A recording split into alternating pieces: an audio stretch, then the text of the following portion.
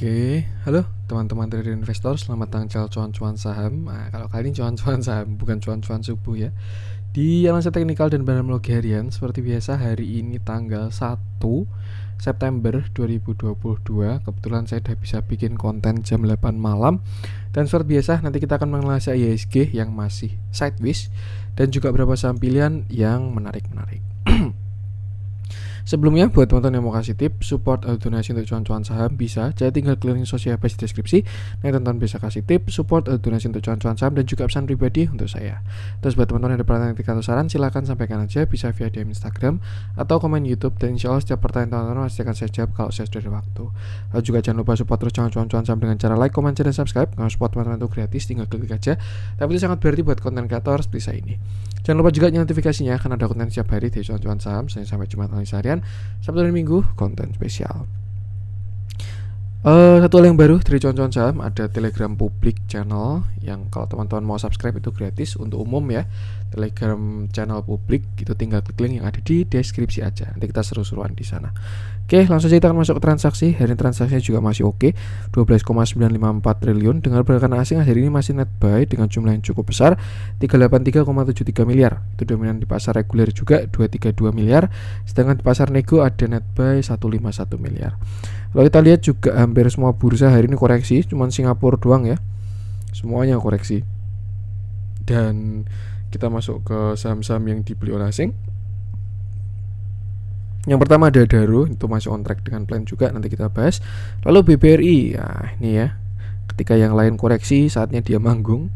171,2 miliar, Telkom 80,3 miliar, ICBP 71,7 miliar, Bank Mandiri 70,3 miliar, ITMG 46,1 miliar, MSIN 15,6 miliar, WMPP 8,1 miliar, HIL 6,5 miliar, Indi 6,5 miliar, MAPI 6,1 miliar, BSSR 4,2 miliar, INKP 3 miliar, Tower 2,6 miliar, Avia 2,1 miliar, dan Alfamart 2,1 miliar.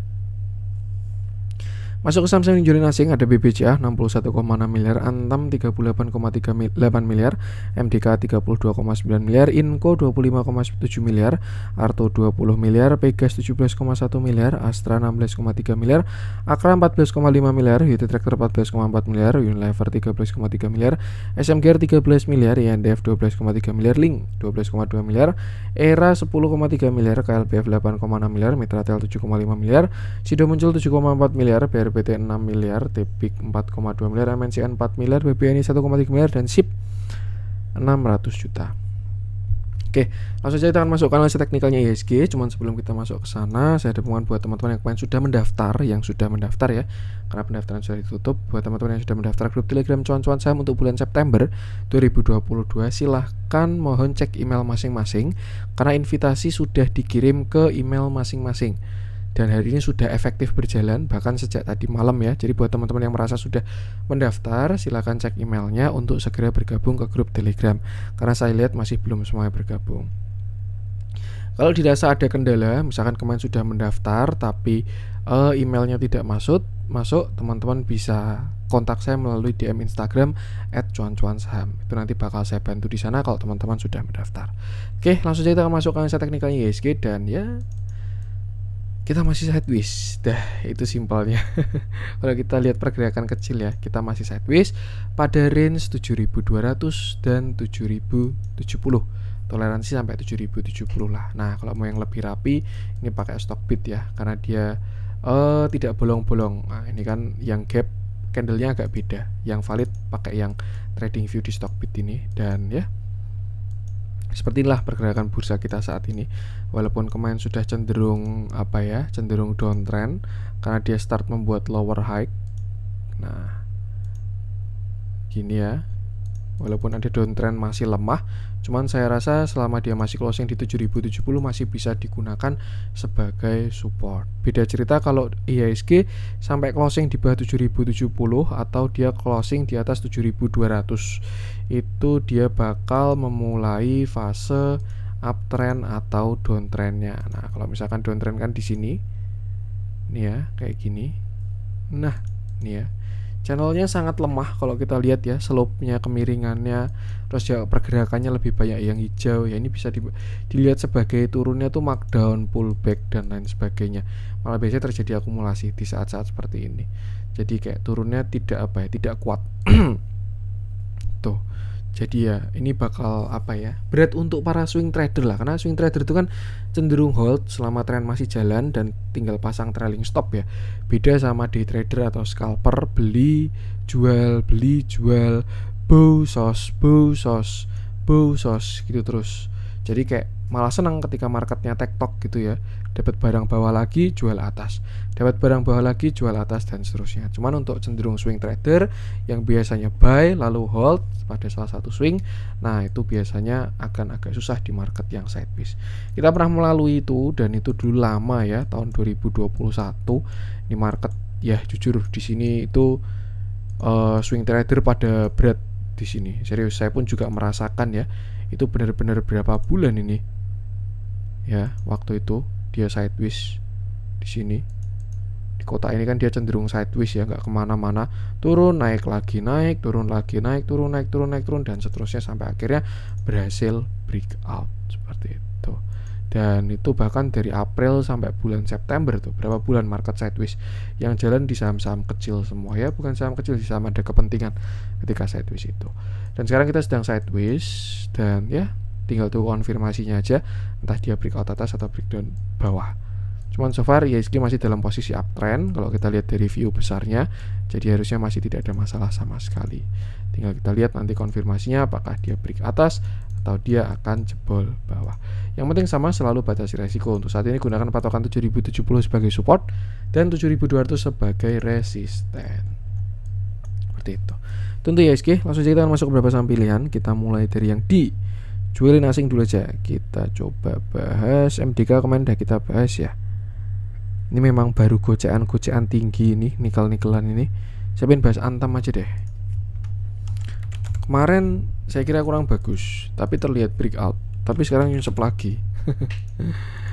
Ya itulah ya, beritanya retail tidak ada habisnya. Oke, hari ini Antam turun 2,76% dengan candle yang solid dan volume yang tidak terlalu besar. Sebenarnya cukup menarik kalau kita lihat di mana volume hari ini tidak terlalu besar ya. Ketika kemarin itu kan naik 2 hari, tanggal 30 Agustus dan 31 Agustus. Ini kan Antam naik ya 2 hari, sedangkan hari ini dia turun 1 September 2,7%, tapi volumenya kecil banget. Dan kalau kita lihat ya, maksudnya kalau kita melihat dari chart yang ada di sini, itu terlihat Antam tuh sebenarnya sudah breakout. Nih, dari downtrend koreksi di sini dia sudah breakout dan ada potensi sekarang sedang retest karena mungkin dia kena resisten. Nih, nah dia kejedot 0,382 ya. Nih sempat uji tapi gagal, lalu akhirnya turun dan sekarang dia sedang retracement. Dan sebenarnya kalau kita menggunakan view breakout atau view sudah continue ya, sudah breakout dan sedang pullback, ini tidak akan gagal selama dia tidak jebol 1865 ya, karena low-nya terakhir di sini. Selama dia nggak jebol 1865, Antam ini turun adalah untuk naik ya, itu namanya pullback tuh. Entah nanti dia sampai 1865 jadi double bottom, atau sebelum 1865 jadi cup handle lalu naik higher low higher high, itu oke. Cuman kalau misalkan Antam sampai jebol 185, ini namanya adalah dead cat bounce dan dia siap turun lebih dalam untuk swing low lagi seperti itu. Untuk bigger view Antam juga saya rasa sudah cenderung downtrend ya. Nih kalau kita pakai bigger view di sini ada sebuah downtrend, di sini juga sudah ada yang di breakout dan cukup menarik sebenarnya ya, kelihatan sedang retest. Tuh. Yang penting batasi resiko aja. Untuk sekarang support sampai 1865. Sama nggak jebol yang 1865 itu oke. Tapi kalau misalkan jebol, next supportnya ada di sini. Kita tarik pakai Fibo ya. Kalau dia jebol 18, nah ini kan ada Fibo 0,5 ini di 1870, 1865. Supportnya sekarang di sini. Selama nggak jebol harusnya oke untuk si Antam ini. Malah bisa dipakai cicil ya, ketika besok dia turun resikonya semakin kecil, bisa dimanfaatkan untuk buy. Tapi kalau misalkan dia jebol dari 1870, next supportnya ada di sekitar 1785 sampai 1760. Kalau jebol lagi nextnya 1670 seperti itu. Dan yang penting sama, selalu batasi resiko. Dilihat dalamnya, hari ini terjadi big distribusi dari broker-broker ini ya, yang kemarin waktu naik terlihat akumulasi, sekarang terlihat sudah jualan. Nih ada distribusi yang cukup besar dari bandar movementnya. Cuma kalau foreign flow sebenarnya so far so good, tapi setahu saya Antam ini bandarnya bukan asing, jadi lebih aman kalau tidak mengikuti foreign flow sih, kalau setahu saya ya, correct me if I'm wrong. Dan kalau kita lihat dari moving average pendek, terlihat Antam ini juga sedang cenderung downtrend karena dia di bawah moving average-nya. Jadi ya, batasi resiko, bisa gunakan support-support ini tadi. Untuk Antam, MDKA Inco kemarin sudah kita bahas, Arto kemarin sudah kita bahas, Pegas sudah kita bahas. Kita coba cek si ERA deh. ERA ini juga kurang enak view-nya kalau menurut saya ya. Apalagi tambah katalis apa namanya? LK-nya keluar. Sebenarnya saya kira kemarin dia bakalan naik ya, breakout ke atas. Cuman ya inilah yang dimaksud dengan masa sideways atau konsolidasi. Itu memang bisa dilihat kecenderungannya ya. Misalkan dia bakal breakout atau breakdown. Cuman ya untuk tahu pastinya ya lihat konfirmasinya. Dan saya rasa untuk sekarang ERA ini sudah terkonfirmasi. Jadi sebelumnya ERA koreksi dari puncaknya di sekitar 724, dia turun sampai sekarang tuh di sekitar 482 ya, dan di sana dia cenderung sideways. Cuman sayangnya hari ini dia turun lebih dalam dengan volume yang lebih besar. Saya rasa kurang enak view-nya untuk si ERA saat ini ya, walaupun sebenarnya ERA ini sebelumnya sudah bagus. Nih, terlihat ada bullish divergence. Yang pertama di sini, di mana harga ke bawah indikator ke atas, harga ke samping indikator ke atas. Makanya saya kira dia bakalan breakout ke atas ya setelah sideways ini. Cuman ternyata market berkehendak lain dan akhirnya dia malah dead cross dan sekarang turun ke bawah. Yang bisa kita lihat dari ERA, kalau kita lihat zoom out ya, untuk saat ini sebenarnya ERA ini masih dalam posisi uptrend. Kalau kita lihat posisinya ya, misalkan kayak gini, ini ada sebuah major trend line, lalu di sini juga ada minor yang sudah dipatahkan dan sekarang dia sedang terlihat koreksi. Dengan jebolnya dia dari 488 sebenarnya view-nya kurang enak, serius. Karena ya di sini ada support yang cukup kuat di sekitar 480, tepatnya di sini ya. Nah, ini kan support cukup kuat dan saya rasa dia sudah breakdown. Maka dari itu dia akan mencari support selanjutnya. Nah, kalau ditanya dia koreksinya sampai mana Mas? Worst case scenario bisa gini ya, tarikan Fibonacci-nya untuk si ERA. Nah, nih dia baru jebol dari 236. Dan next supportnya adalah di sini 400 seperti itu. Jadi ya batasi resiko. Itu tadi kalau pakai lock. Ini kalau nggak pakai lock. Oke. Itu sih batasi resiko aja untuk si ERA ini. Kalau tidak pakai Fibonacci ya, misalkan pakai chart pattern, di sini juga bisa apa ya, cup handle, inverted cup handle, atau bahkan di sini juga bisa head and shoulder dan lain sebagainya. Cuman kalau kita menggunakan view kecil, ERA saat ini memang sedang dalam posisi downtrend. Jadi ya itulah. Mungkin dia mau ke sini, kena sini ya. Nih area berapa tadi? 440-an sekitar sini. Nah, itu nanti pas kena trend line lalu rebound seperti itu. Cuman saat ini posisi masih downtrend, jadi lebih baik batasi resiko. Untuk ERA, gunakan area tadi. Dan hari ini terjadi distribusi yang sangat kemarin sebenarnya, distribusi besarnya kemarin. Lalu hari ini ada distribusi lagi yang lebih besar, big. Dan ya, ibaratnya kalau baru ada yang jualan gini ya lebih baik jangan dilawan dulu. Misalkan teman-teman terlanjur nyangkut dan belum exit, bisa apa ya, kalau nggak mau cut loss ya average down-nya perlu strategi juga. Jangan setiap hari di average down ya. Nanti modalnya habis, dia masih kencang terus, malah jadi liquidity provider buat bandarnya exit. Tuh yang biasa terjadi. Jadi ya batasi resiko dulu aja. Amannya tunggu bottom, terlihat ada buyer muncul, nah di situ baru ikutin. Untuk ERA batasi resiko aja. Lanjut coba kita cek. Kita masuk ke yang dibeli asing. Nah, Adaro kita bahas lagi deh. Sebenarnya masih on track dengan terakhir kita bahas, dan juga menu atau plan yang ada di grup atau di channel cuan-cuan saham. Cuman nggak apa-apa, kita bahas lagi aja. Oke, hari ini Adaro berhasil naik 4,52% dengan candle yang cukup solid dan volume yang bagus juga. Besar dan membesar, itu indikasi pergerakan kuat.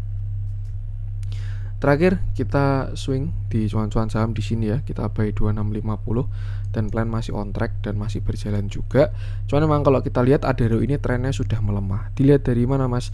Dari slope pergerakannya yang sebelumnya kemiringannya entah berapa derajat ini.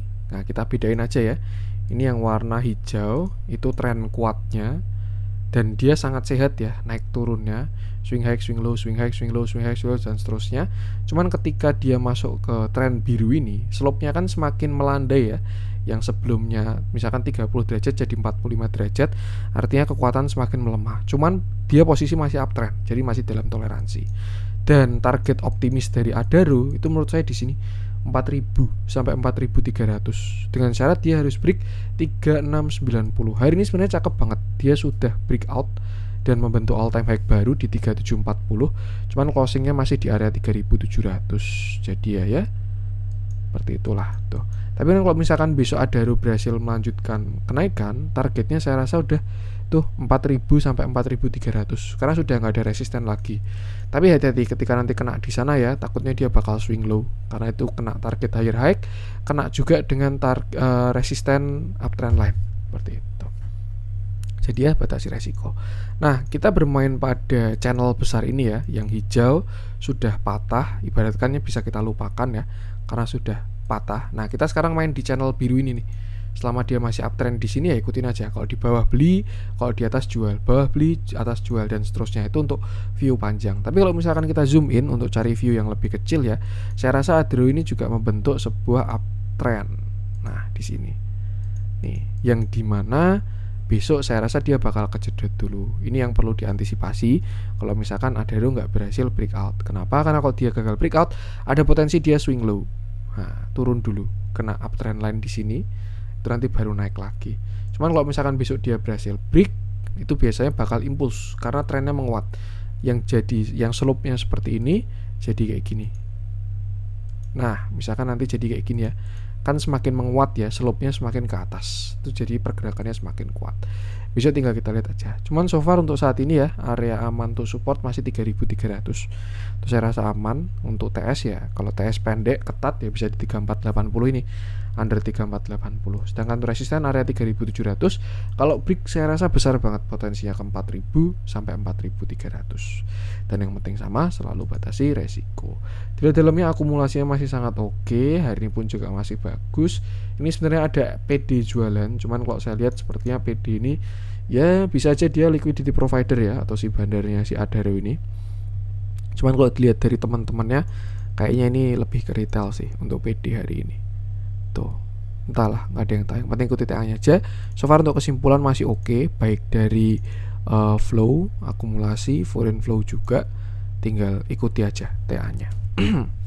Untuk Adaro, lanjut coba kita cek ICBP. Entah kenapa pengen saya skip dulu, saya belum pengen bahas ICBP ya. Saya pengen bahas kita masuk ke yang merah-merah.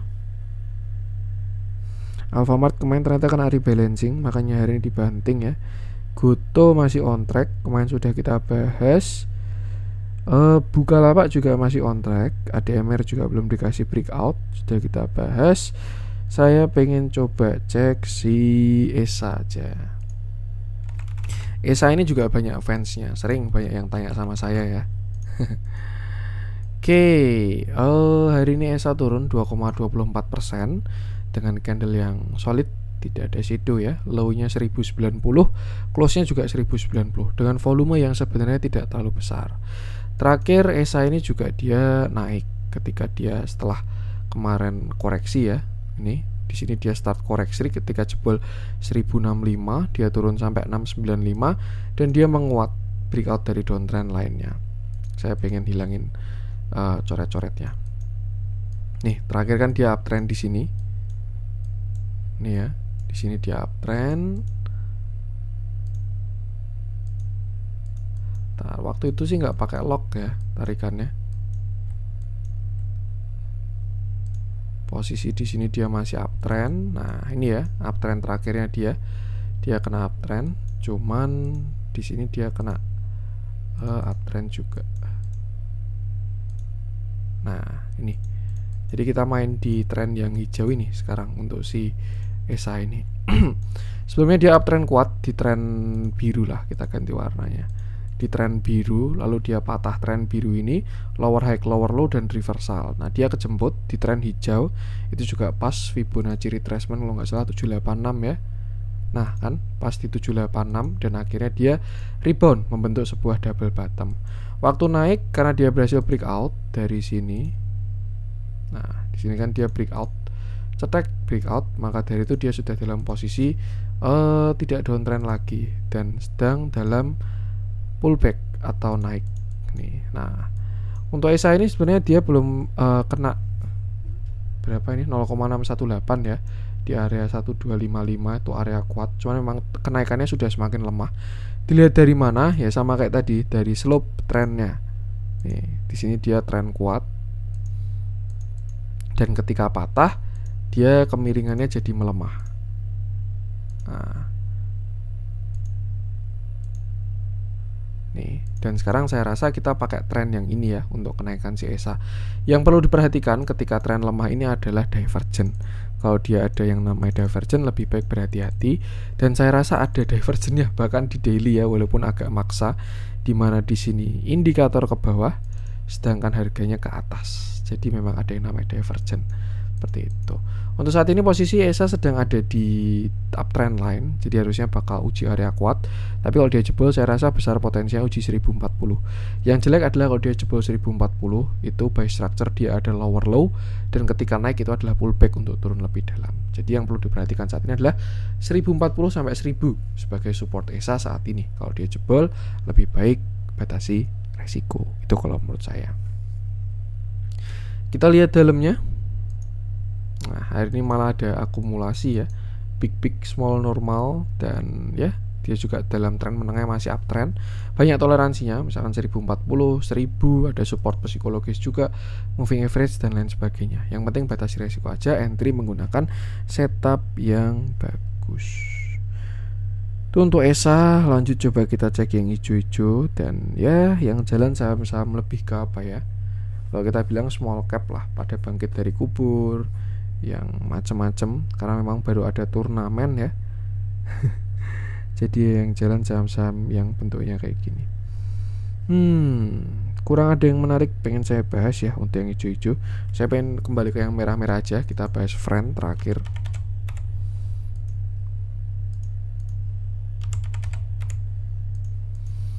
Oke, hari ini friend turun ya 2,2% dengan candle yang cukup solid dan volume yang sangat kecil. Dan kalau kita lihat, friend sudah berhasil membentuk lower low ya pada structure kecilnya, dimana kemarin low-nya 97 dan hari ini low-nya 96. Jadi dia sudah ada lower low pada intraday. Yang agak disayangkan dari friend adalah kemarin memang ini shooting star, shadow-nya panjang banget dan volumenya gede banget.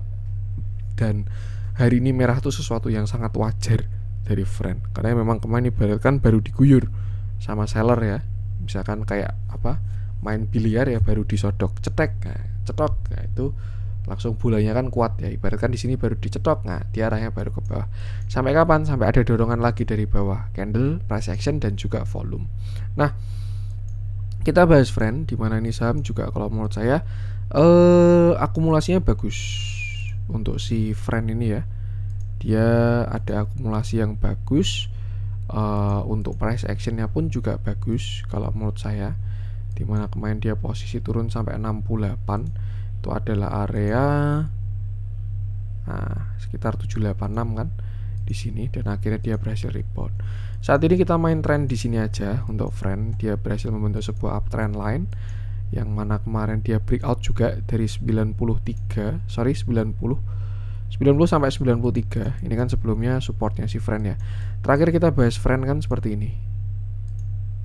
Nah, targetnya 118. Kemarin agak disayangkan naiknya cuma sampai 116, lalu habis itu swing low, cuman ya udah 2 tick lagi dari target.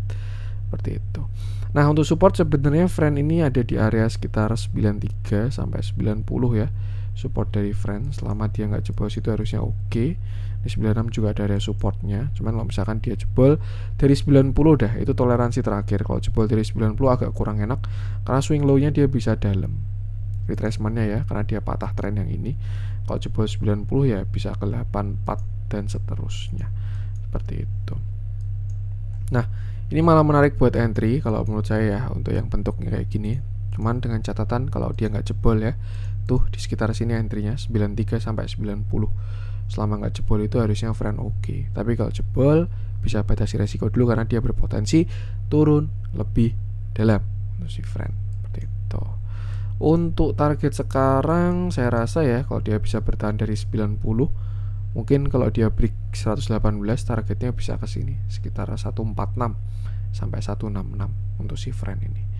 Tuh, yang jelas dalamnya cakep, akumulasinya bagus ya dari si AI, dan ya tinggal batasi resiko aja.